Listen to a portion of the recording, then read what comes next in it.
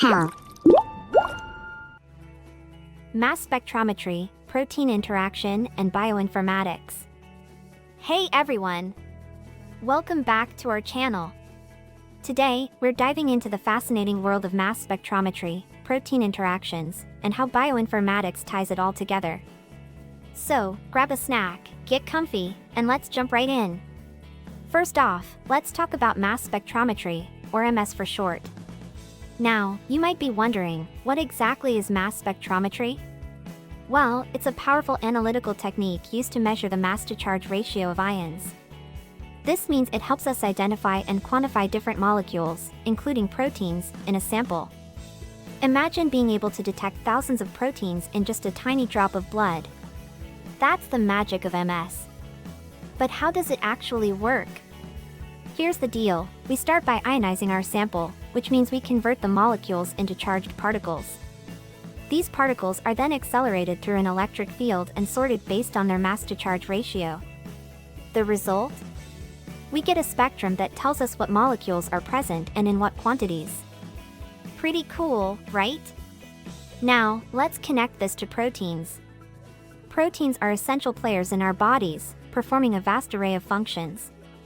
They interact with each other in complex networks, and understanding these interactions is crucial for fields like drug development and disease research.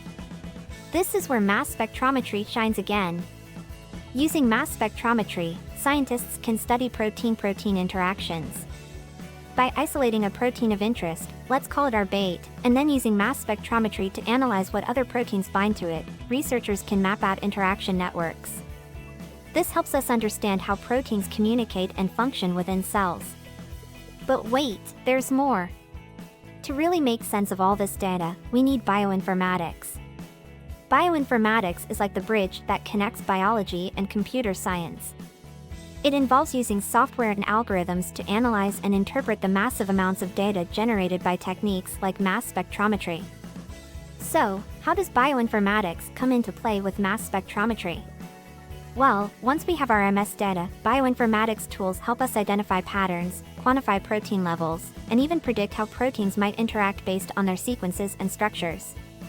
It's like having a super smart assistant that can sift through mountains of data to find the answers we need. Now, let's break down some key terms you might hear in this field. First, we have proteomics. This is the large-scale study of proteins, particularly their functions and structures. Then there's post-translational modifications, or PTMs. These are chemical changes that occur to proteins after they've been made, affecting their function and interactions.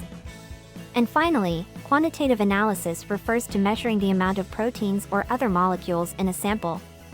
Now let's look at mass spectrometry and its incredible applications across various scientific fields.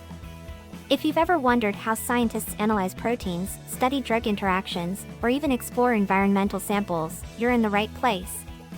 Let's kick things off with the diverse applications of mass spectrometry in different fields of research. So, let's break it down together. First up, we have proteomics. This is all about understanding proteins, the building blocks of life. Mass spectrometry helps scientists determine the structure, function, and folding patterns of proteins. It's like having a high-tech magnifying glass that reveals the secrets of these essential molecules. Next, we move on to protein-protein interactions. Here, mass spectrometry is used to identify peptide fragments and any post-translational modifications, or PTMs for short. PTMs are chemical changes that occur after a protein is formed, and they can significantly affect how proteins function. This technique also allows for the quantitation of proteins, meaning scientists can measure how much of a specific protein is present. Now, let's talk about drug discovery. In this field, mass spectrometry plays a crucial role in determining the chemical structures of medicinal compounds and their metabolites. This information is vital for selecting candidates in clinical trials, as it helps researchers understand how these drugs work in the body. Moving along, we have clinical studies. Here, mass spectrometry is employed to quantify drug moieties from serum or plasma samples. This is typically done after using separation techniques like solid phase extraction or chromatography. It's a powerful way to monitor how drugs behave in real-world scenarios. Next up is metabolic profiling. With mass spectrometry, researchers can analyze metabolites, small molecules that are the byproducts of metabolism. This is essential for understanding various biological processes and can even help in identifying disease biomarkers. And let's not forget about environmental testing. Mass spectrometry is used to test food and beverages for impurities and analyze soil samples for pollutants. This application is critical for ensuring food safety and environmental health. Finally, we touch on geology. In this field, mass spectrometry helps identify petrochemical content and perform carbon mapping analysis. This information is crucial for understanding geological formations and resources. Now, let's talk about proteins. In our cells, proteins are the workhorses. They perform a vast array of functions, from catalyzing reactions to providing structural support. But here's the catch: proteins rarely work alone. They interact with each other and with small molecules to carry out their tasks effectively. Understanding these protein-protein interactions, or PPIs, is crucial for many biological processes. Mass spectrometry plays a pivotal role in studying these interactions. By using a technique called affinity purification coupled with mass spectrometry, or APMS, researchers can isolate specific proteins and analyze their interaction partners. This involves tagging a protein of interest and then using mass spectrometry to identify which other proteins bind to it. Now, let's introduce a key player in this process: small molecule ligands. These are tiny compounds that can bind to proteins and influence their activity. Sometimes, researchers face challenges when specific antibodies for a protein are not available. In such cases, small molecule ligands can be covalently attached to a resin to isolate the proteins and their complexes. This method is not only efficient but also cost-effective. Here's how it works. First, you identify the protein you want to study. This is your bait. Then, you use affinity purification to isolate it along with any proteins it interacts with. After that, mass spectrometry comes into play to analyze the isolated complexes. The result? A detailed map of protein interactions that can reveal how proteins work together in the cell. But it doesn't stop there. It's essential to validate these interactions. Researchers often use negative controls, comparing the amount of the target protein that co-purifies with known proteins, to ensure that the interactions being studied are specific and not just random noise. Next, let's explore how MS analysis is used to validate specific interactions between proteins and discuss the qualitative and quantitative aspects of this powerful analytical technique. First up, let's talk about validating specific interactions. In the realm of molecular biology, proteins are the heavy lifters. They carry out countless functions within our cells, but to do this, they need to interact with one another. Imagine a bustling city where every building represents a different protein, and the roads connecting them symbolize their interactions. Now, how do we measure these interactions? This is where mass spectrometry comes into play. When we want to validate a specific protein-protein interaction, we use a technique called affinity purification. This involves isolating our protein of interest and then analyzing it alongside potential interacting partners. By comparing the amounts of these proteins, we can determine if they truly interact. To ensure accuracy, we use a negative control. This is like having a baseline to compare against. If our targeted protein co-purifies with another protein in significantly higher amounts than with the control, we can confidently say that an interaction is occurring. Now, let's move on to the exciting part: qualitative and quantitative analysis in mass spectrometry. Qualitative analysis is all about identifying what's there. Think of it as a detective gathering clues. We can determine the presence of proteins, their modifications, and even impurities in our samples. But what about quantitative analysis? This is where we measure how much of each protein is present.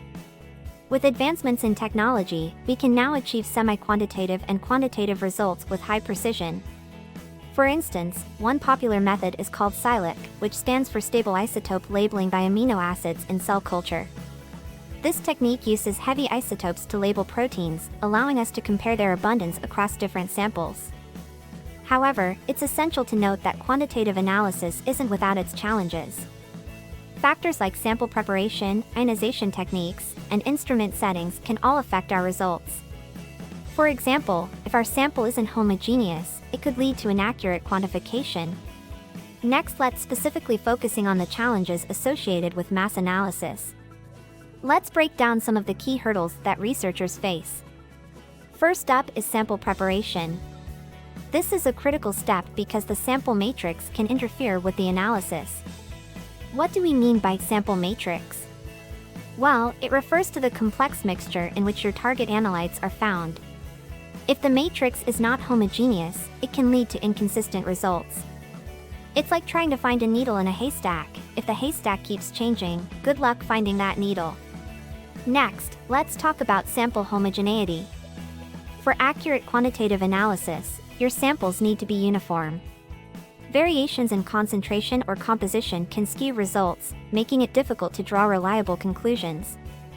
Think of it as trying to bake a cake with unevenly mixed ingredients. Some bites might be sweet, while others are bland. Now, let's move on to instrument-based challenges.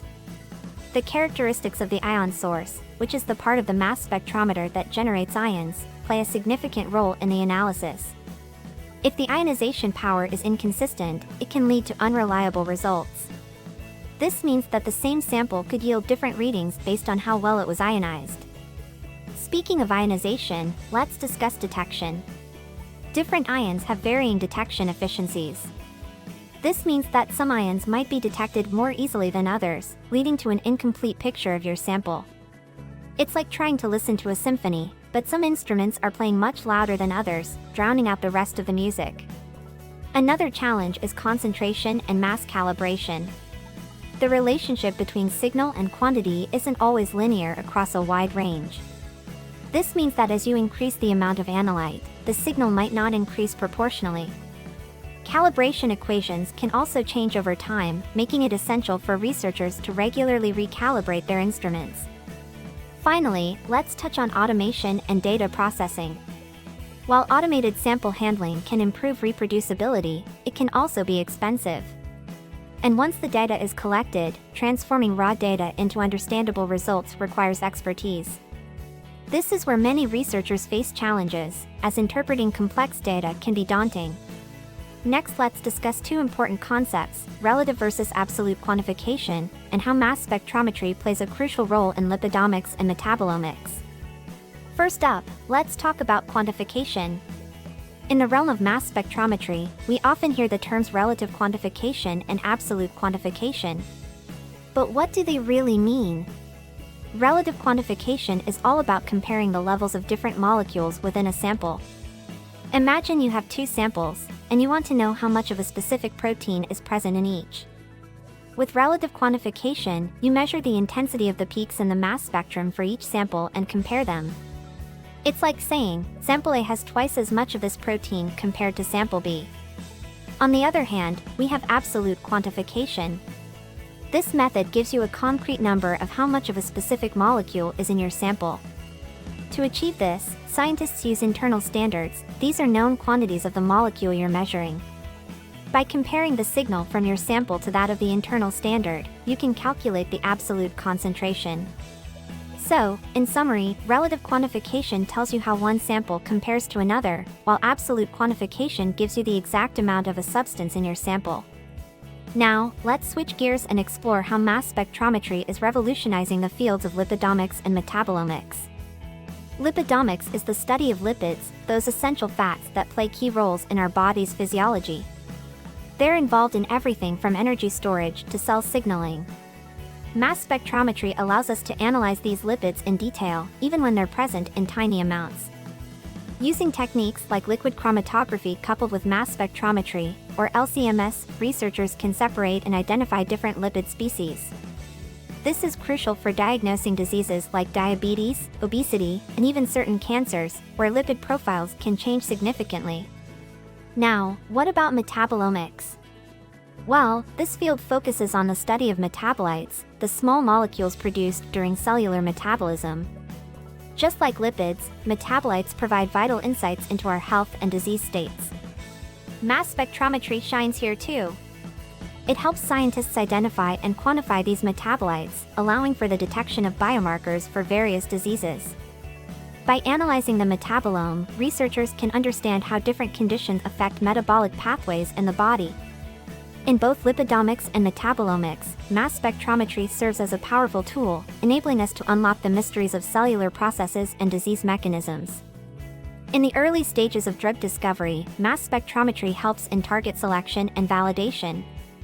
This means scientists can determine which biological targets, like proteins, are involved in a disease and how potential drugs can interact with them. By understanding these interactions, they can select the most promising candidates for further development. Once candidates are selected, the next step is lead selection and optimization. Here, mass spectrometry plays a vital role in characterizing the compounds. Researchers analyze the chemical structure and properties of these compounds to ensure they are suitable for further testing. This includes assessing their pharmacokinetics, how the drug is absorbed, distributed, metabolized, and excreted in the body. Now, let's talk about clinical studies. Mass spectrometry is crucial during this phase, where it's used to quantify drug levels in biological samples, like blood or plasma. This helps researchers understand how the drug behaves in the human body and its potential side effects. As we move towards the later stages of drug development, mass spectrometry continues to shine. It assists in quality control, ensuring that the final product is safe and effective.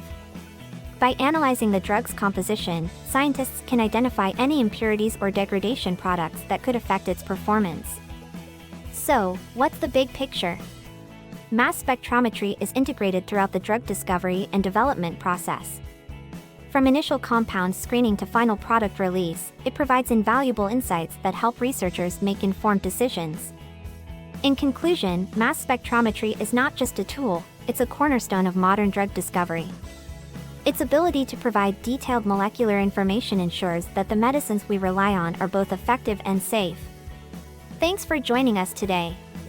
If you found this video informative, don't forget to like, subscribe, and hit that notification bell for more insights into the world of science and technology. Until next time, keep exploring. PharmaPal.